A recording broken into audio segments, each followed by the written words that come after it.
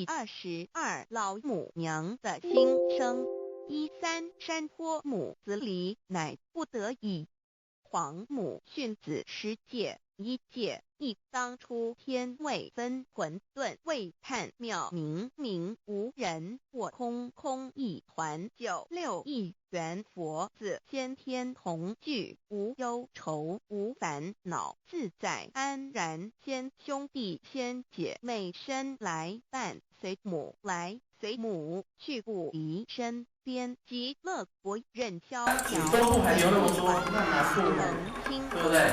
而且从现有的他的研究里面，他的调查资料里面，我们会发现这个中部彰化、台中一带的镇守，其实有很多是来自于云嘉南，对不对？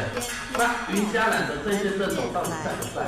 假如他在的话呢，他可能会带出一些这个很有趣的现象。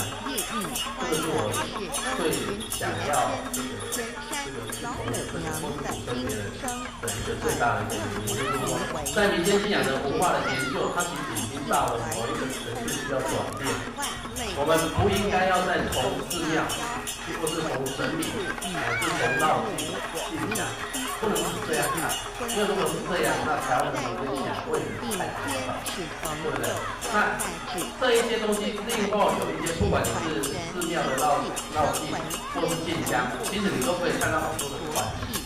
而这一些团体呢，其实是推动整个信仰文化的一个核心。但是这一些团体怎么组织、怎么运作、怎么存续，还有基于什么这个理由呢？他们愿意这样投入，我们完全没有那个答案。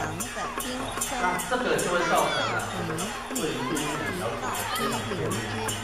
所以我非常的鼓励各位应该是组织这方面的研究，这是我今天来分享最重要的一个目的。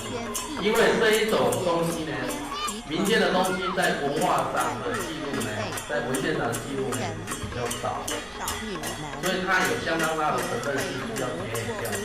而这个田野调查跟一般的历史性的采风式的入山，它需要去蹲点，然后呢要花很大的功夫呢去做一个比较全面的记录。